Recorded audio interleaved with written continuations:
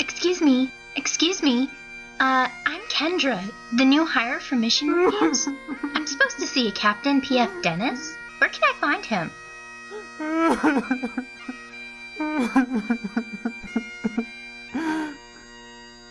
Of all the souls that I have encountered in my travels, his was the most stubborn.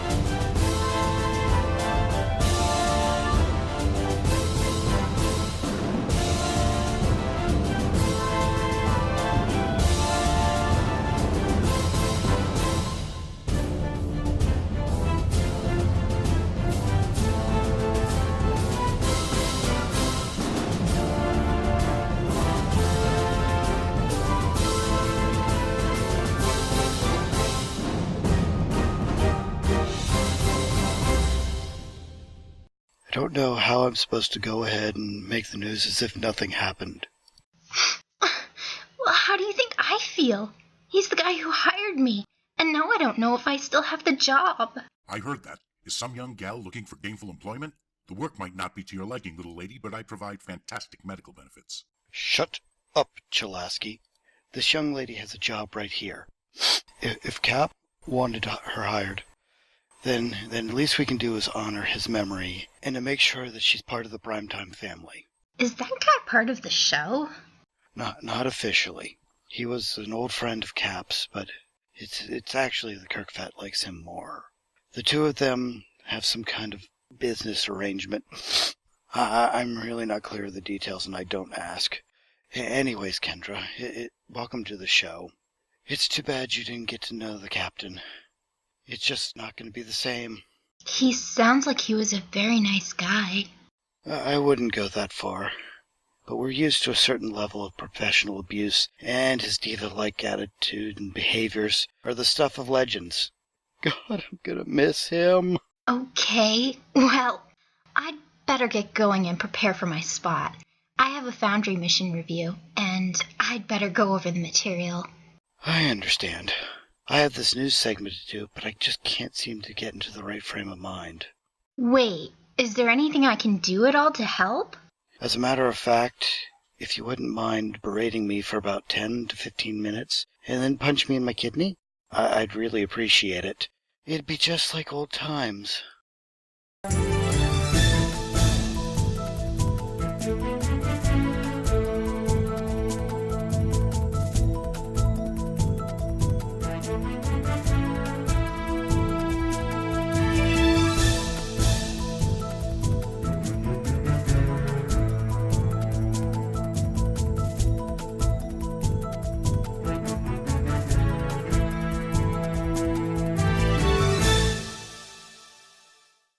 The Foundry fixed, Foundry Challenge 9 announced, and more in the news. Starting off tonight, the biggest bit of news recently has been that the Foundry has been experiencing a whiteness issue with objects placed on maps. Well, this issue has now been resolved. For some time, objects had no definition whatsoever, and it was extremely difficult, especially in my case, to place objects on a map. But Cryptic has fixed this issue, and now we can go about our normal business. Foundry Challenge 9 announced, The Mirrors of Romulus. Try your hand at creating a Romulan mission as seen through the filter of the Mirror Universe. Did the Terran Empire destroy them in the 22nd century? Would the Romulans be pushing for reunification with their oppressed Vulcan brethren? Let's find out, shall we? Foundry Challenge 9 extends through April 16th, so get into the thread, get a mission put together, and let's see what we can do. Spotlights on the Foundry. Since our last broadcast, Malleus Maleficarum by Dewey001 has been released. This is a Federation mission and is a level 31 plus mission. Additionally, a Klingon Defense Force mission was released by 12th Fleet's Kahn. Terrors of the Past. You need to be level 41 plus to play this. Go forth and support the Foundry. Fleet Project Rerun. If you missed an opportunity for any of the Fleet Vanity projects in the past, now's your chance to get them slotted. Running from now until a date yet to be specified, you can pick up the projects that you missed. And if you have a Tier 3 mine, this will vastly cheapen these missions versus the base level. End of the 4th anniversary event. STO's 4th anniversary is now past. I hope you got your Dyson Technology ship from the event and stockpiled some goodies to use for later on. The end of this event also saw the launch of the Dyson C-Store packs. These ships, which come in 3 variants for each faction, are in the C-Store now as individual ships. 3 ship packs for each faction, and the big one, a 9-ship pack for the low price of 10,000 Zen. Also released, the Galaxy Class Reboot. This is a revamp of the classic TNG Galaxy Class starship, the Dreadnought Class Galaxy X variant, and the Venture Class model. Some changes have been made, most notably to the Galaxy X, allowing it to launch Type 8 shuttles as combat units, and also now featuring saucer separation.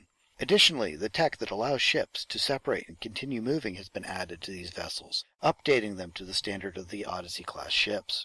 These are available in the C-Store individually, or if you haven't purchased any of them before, as a 3-ship set.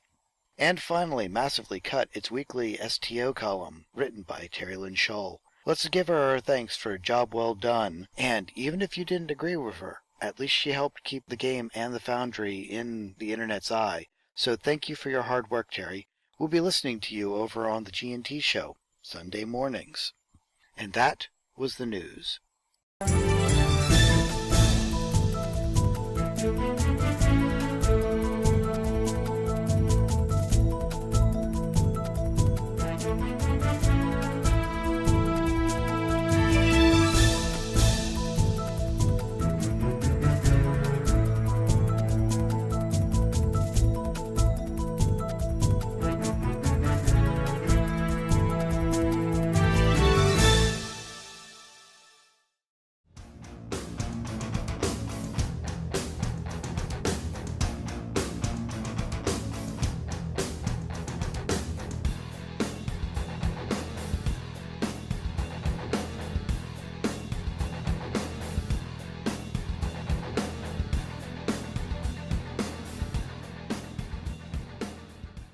And hello Stowe community, welcome to a mini tutorial for PrimetimeUGC. In this mini tutorial I'm going to teach you how to do the math. If you don't already know, many Foundry authors use calculators and paper and pencil, often to build complex and elaborate sets. And I'll show you how we do that. I use this trick quite often, I like to use it, it saves me time, and it's handy. Let's say my goal is to put in a bunch of these TOS closed gates and line them all up together to make a fence. Well, notice that when I use the drag and drop feature, the numbers are really messy. They're long, complicated numbers. So what I'm going to do is I'm going to turn the snap to grid and the snap to angle off. We won't really use the angles, but I turn them both off automatically. And I'm going to change the value of the first one to something simple. So exactly 300, and I'll change the Z value to 265. If you don't understand X, Y, and Z values, this tutorial is not for you. You should go back and watch one of my introductory tutorials, because this tutorial assumes that you understand how to manually edit the X, Y, and the Z values. Oh, come on now. Will it really hurt to refresh their memory a little bit? That's better. Okay, so now that we have the first gate in the map, we'll need to line up a second one. Of course, we know it will have the same Z value because we want it to line up, but we don't exactly know what the X value should be. This is where the most time-consuming part comes in, because you really have to guess. So I'm gonna guess that they're 2.5 apart. So the first one was at 300. I'm gonna put the second one at 302.5. Okay, let's go in to the map to see what that looks like. Okay, so here we are in the map, and because FreeCam is still broken, I'm going to have to walk up to the thing and kind of kneel around and try to get a good angle to look at it. You probably can't see it on your end, but I see a little bit of flickering. So they're a bit too close, but not much, just a bit. So I'm going to return into the Foundry, and I'm just going to increase its distance just a tiny little bit. So instead of 2.5, we're going to go 2.51. Enter. Let's go back into the map and see how that looks. Okay, here we are back in the Foundry, or in the map, and I like that. I think that looks really good. I don't see any gaps, and I don't see any texture overlap, so I think that's about as perfect as I'm going to get it. So now that I've done this step, and you might have to do this step 4, 5, or 6 times because it can be a pain to perfectly line up items, but once you go through the motions of lining 2 things up, then you're kind of home free from there. All it requires is a pencil, a piece of paper, and a calculator. So we know that the first gate is at 300. The second one is at 302.5. So that means there's a difference of 2.51 between those 2 gates. This means that the third gate will be this number plus 2.51, and so forth. So what I'm going to do is I'm going to grab a calculator, and I'm just going to make a list. I'm going to type in 302.51 plus 2.51. Write that number down. Plus 2.51. Write that number down. Plus 2.51. Write that number down. And so it's just basic addition of adding 2.51 to a number to come up with a list of coordinates. And now that I have that list of coordinates, all I really have to do is put these things in the map,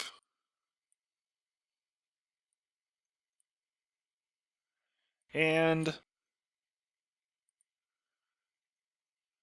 go by the numbers. You know, all of the z coordinates on these are going to be the same. But according to my list, the next number is 305.02. Alright, this one. Come on, work with me. 307.53. Change the z. 265. The next number on my list is 310.04. Change the z.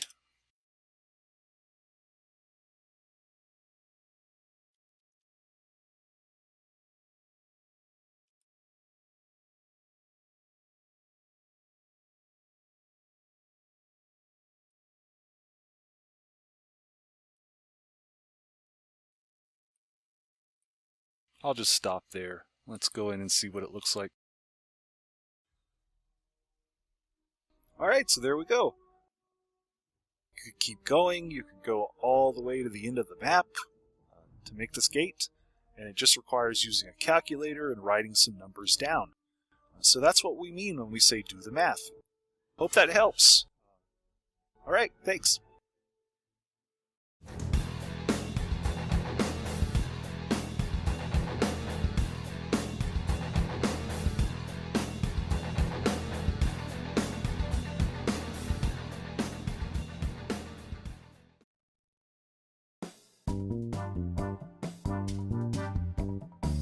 Welcome to PrimetimeUGC's Foundry Author Interview. Tonight we begin a series of conversations with members of the 12th Fleet in Star Trek Online. First up is an author of 7 missions, 5 Federation, and 2 Klingon, as well as a spotlight mission called Terrors of the Past on the KDF side. We are pleased to present Kahn. Kahn! It's kind of a requirement. You have to scream Kahn when you say my name, but it's a pleasure being here. Thank you guys for the invite. I suppose we'll lead off with the most obvious question. What brought you into the Foundry? Well, let's see. I've been doing the Foundry for probably since it came out. It's always kind of interested to me that you can make your own bit of Star Trek in the game and let people experience it with you, and you get to go on your own little missions and create them. And it's really fun just to put the maps together and put the story and see it all just kind of come together. What do you think your strength is as far as creating missions? You more of a map person? You like writing dialogue? I definitely like writing the dialogue. The map creation is certainly kind of one of the big visual kicks that I get out of it. It'd certainly be nice if there was a 3D version of it to where you can put stuff where it needs to go, but yeah, it's definitely fun. One of the more requested features, the infamous nudger. Exactly. Move it just this far. When you approach writing a mission, who are you really writing the mission for? A lot of times I'm modeling a lot of my missions out of my own personal characters. For instance, the spotlighted mission is all about my KDF science captain. So I kind of like to try and bring them to life and put a little bit of myself into their story. But that's usually where I'm going with a lot of my missions, is modeling them after my own characters. Do you use them more as like a caricature framework, or is it actually more of this is how you intend the character to be at all times? Pretty much how I intend them to be at all times. It helps, I think, to also, you come up with a biography for your own character, but you can only put it in so many words. So putting them into the Foundry kind of helps further along their story. Would you consider yourself to be more of a gamer or a Star Trek fan? Oh man, that's a little bit of both. I like to play games. I like a lot of MMOs, but Star Trek is kind of where the heart is. I've been watching Star Trek forever, ever since I was growing up when TNG was on the air. So I've kind of had a nice chance to kind of go back and visit the original series and some of the animated series and watch Star Trek grow, kind of from its infancy. So it's definitely, my roots are more in the Trekkie than it is really the gamer, but having both is really nice. And where do you draw your inspirations from? Just inside of just Star Trek itself, or do you use any other sources as well, beyond your characters, obviously? It's really just a lot of Star Trek. Like, you'll be sitting down and watching an episode, and you're like, man, that's a really good idea. I wonder what would happen if this story continued a little bit. And that's kind of where some of those go in. And I draw a little bit even from history. A couple of my Fed missions deal with NASA and the Pioneer probes, kind of like feature in the motion picture, so it kind of gets interesting that way too. Now you have 7 missions to your credit. There are 5 Fed missions and 2 KDF. Do you find that you favor writing the Fed missions rather than the Klingon side? Well, I definitely like writing for the Klingons. I kind of feel the Klingons themselves just don't have a lot of story missions in there, so there's a lot of open book, so to speak, when it comes to the KDF. And as far as KDF goes, it seems to be the way almost to get a spotlight is to write a good KDF mission. Because It seems like they pick the KDF much more than they do the Fed these days. Yeah, they're definitely fun. And it seems to me a lot of the KDF players they're more hungry for the story missions. Like, you don't really find a lot of grinder missions on that side of the spectrum. As far as all the Foundry missions you've played, can you think of any offhand that just blew you away when you played them? Something I could really say is a favorite? And it can be your own. Well, I actually want to say that one of my favorite was Evangeline, and I forget who the actual author was. It was way, way, way back when. That one was a really interesting Foundry mission because it had a little bit of dialogue from the author in there, so you kind of had a bit more of the story as they were kind of going along, so it had some kind of RP features to it, and I thought that was a really interesting way to go. Was that Cassiopeia? Yes. I was just looking at the banner the other day. That's why I'm like, ugh. Yeah, it was definitely one of my favorite ones. I even modeled a couple of my missions after that same kind of writing. Trill Death to Part, I think, actually follows that same idea. Puts a little bit of RP into the story. Has there ever been a time where you've had an idea for a mission or an idea within a mission that you found to be completely impossible with the limitations? Oh, yeah. One of the Fed missions that I did for one of the Foundry challenges, it dealt with expanding the Davidian series. So the whole purpose of this Foundry challenge was you had to take one of the existing series missions that are in the game and kind of create a sixth mission or like a last mission to it. Right. And at the time, we really didn't have any TOS type assets in the Foundry. They didn't quite have any of the stuff that they had in the skirmish missions or the Davidian stuff. So it was really hard to come up with the correct prop pieces for some of the missions. So I found myself having to tweak the story so that if you had to interact with something, I was putting like invisible objects underneath the TOS map that we had, which would have been way better if there was like a console they had to click on or something to that effect. Exactly.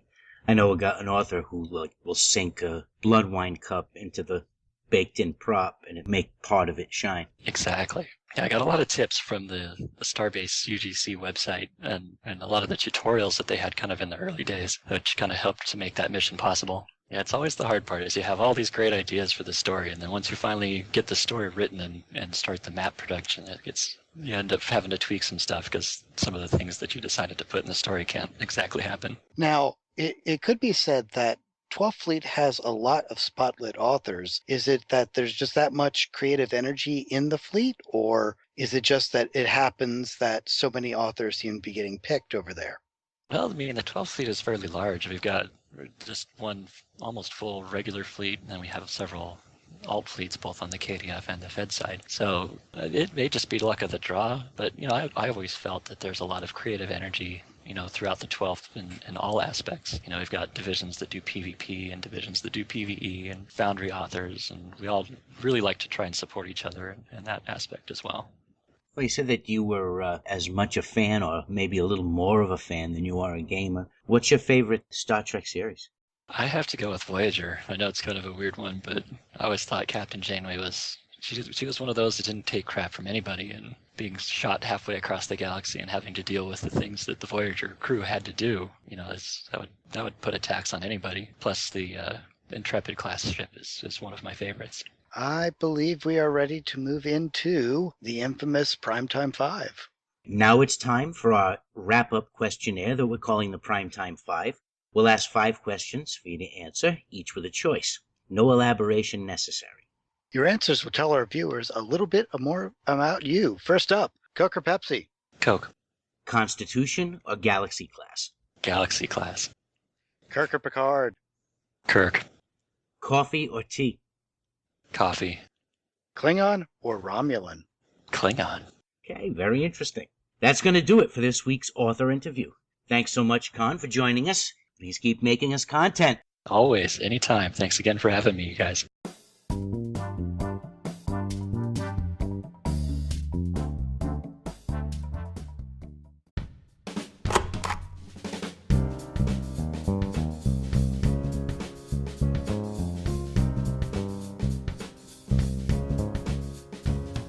Hello and welcome to Girl Reviews with Kendra.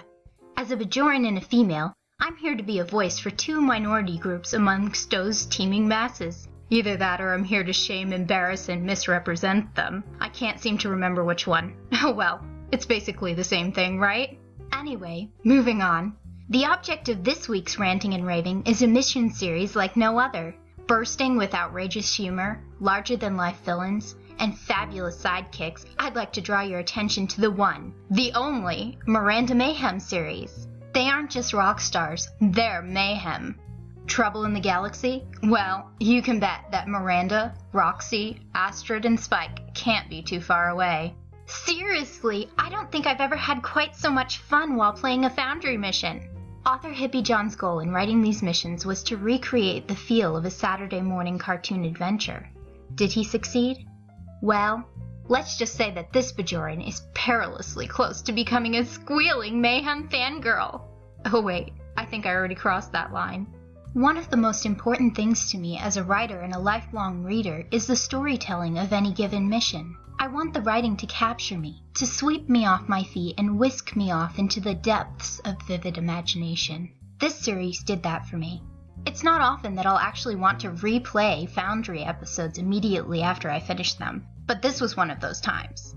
I really enjoyed how interactive these missions were too. And the puns? Guys, literally, the satire is a mile thick here. As far as character development is concerned, rave time? Ha! You thought I was already raving, didn't you? I just love each and every member of the Mayhems. Each member of this interstellar rock band has their own quirks, and every individual's dialogue has its own unique flavor. Hippie doesn't fall into the trap of having the main characters' voices blur together into one monotone, but rather keeps them sharply delineated, truly breathing life and personality into the heroes of this saga. Of course, since this is a girl review, Hippie John gets extra points for featuring not just one, but 3 strong female protagonists. In a community that leans towards using female NPCs solely as plot filler and eye candy, it's truly refreshing to experience some variety. As far as the Trek facts contained in the writing are concerned, I think that the author does a really good job of subtly representing the cultural backgrounds of different alien races without droning on or really making you realize that he's doing it. The feel is very consistent with lighter Trek episodes throughout TNG, DS9, and Voyager. Mayhem contains an outrageousness reminiscent of Captain Proton, female spunk to rival Guinans, and sweeping espionage in the spirit of Dr. Bashir's spy adventures on the holodeck. Now, to touch on a pet peeve of mine, one I will always address in my reviews. In order to preserve the internal continuity of the player's reality, it is necessary to have a plethora of responses to choose from. I feel that it is also vital that the player should never be referred to in a way that assumes their age, race, gender, or sexual orientation. Happily, Hippie got this one perfectly right. I had no problems playing this mission as a straight female or a Bajoran. And, of course, how could this be a girl review if I didn't address clothes and shoes? I have to say, I love the costumes. Miranda could totally coin the phrase putting the fashion back into Trek. On another note, I'm going to make a habit of doing something a little bit differently from any of the other reviewers you've probably listened to. As a player who sometimes plays with an audience of varying ages watching me, I like to be aware if any given episode is going to contain any sexual content or language that might not be appropriate for younger eyes and ears. Following along the idea of movie ratings, I'll give both Cute Fuzzy Things and Too Many Mayhems a squeaky clean PG rating. The sexual content in these episodes is either non-existent or very, very subtle. Finally, I'd like to mention a few technical things. I never got lost on any of the maps, and all the triggers functioned as they should. So in closing, Mayhem rocks! Go play them, rate them, love them. If we get enough screaming groupies, Hippie John won't be able to resist making us more episodes to play, right? This mission is officially female Bajoran endorsed. I am Elenis Kendra and I approve this message. Thanks for watching Girl Reviews with Kendra. See you next time.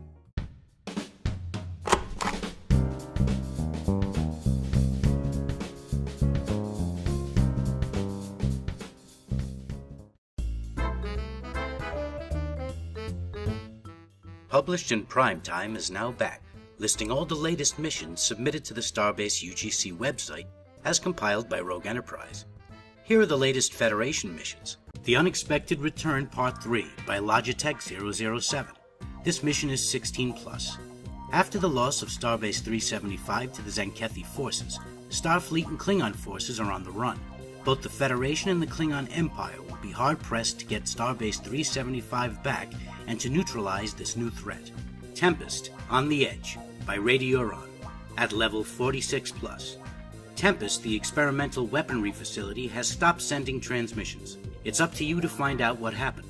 This mission will take you through some enjoyable storyline and features challenging space and ground combat. Icarus Simulation, Colony Rescue, by Salem Pardis, level 41+. Recently, the Icarus Directive was put into effect, and a new fleet is forming to accomplish the mission. You have been selected for evaluation. Your combat skills in space and on the ground will be tested, along with your character. The Good, the Bad, and L by Helix Fungus, level 31+. Let me introduce L. L is a continuum character a la Q. Same continuum, different flavor. You will be his pawns whether you want to or not. You are thrown into 3 different time zones to recover him a single artifact, the Tear of Jonat, one of the Bajoran jewels fallen from the wormhole. This artifact is a religious icon revered by the Bajoran people. The Phoenix of Bavar, Parts 1 and 2 by P.F. Dennis, level 31+. You are ordered to intercept a lone Klingon shuttle with a single occupant. This warrior may hold the key to a dangerous new alliance in the Alpha Quadrant. It will be a test of courage and faith to solve this mystery. Shore Leave Under Siege by Johnny Snowball, any level. On vacation on Betazed, you are enlisted to bring a potential ally into the Klingon war effort. A new alien race, a girl with remarkable skills, a city under siege. Faced with a choice that could win or lose the war, can you do the right thing? The Devil's Playground by Kahn in Blue, level 41+. You are ordered to the Noro system to investigate why contact was lost with a research team. Dreaded Undead by Border J 1998. Any level. When you're sent on a mission to find a lost ship, what you find is even more gruesome than you have ever imagined. You find a pathogen with the capability to kill and revive its victim. You have to work diligently to stop the spreading of this horrible virus to save the entirety of Starfleet. The Krios Conspiracy Part 1 by Commander Mike, level 16+. It all starts with investigating the destruction of a Klingon vessel nearby Krios. Kabor, son of Moktor, asks you for help after the High Council refused his request for support. What initially sounds like a routine job soon leads into the beginning of a conspiracy against the Klingon Empire. The Rise of the Red Eclipse by Priorin, level 35+. When an anti-Federation terrorist group violently interrupts peace talks between Starfleet and several high-profile dignitaries, it falls upon you to rescue them and stop an all-out war against the Federation. However, things are not always what they seem, and some answers lead only to further questions. And the newest Klingon mission, Honor of the Empire by Sir Boulevard, level 50+. Following the incident with the Shiasi and the Azure Nebula, the Klingon High Council convenes to discuss the ongoing threat, only to find it knocking on their door. Win or lose, the Empire will be changed forever. Those are all the latest submitted missions. Please submit missions to our thread on the STO forums for inclusion on the Starbase UGC website so that we may include them here on Primetime UGC. We hope you enjoyed this episode. Support the Foundry by creating and playing Foundry missions.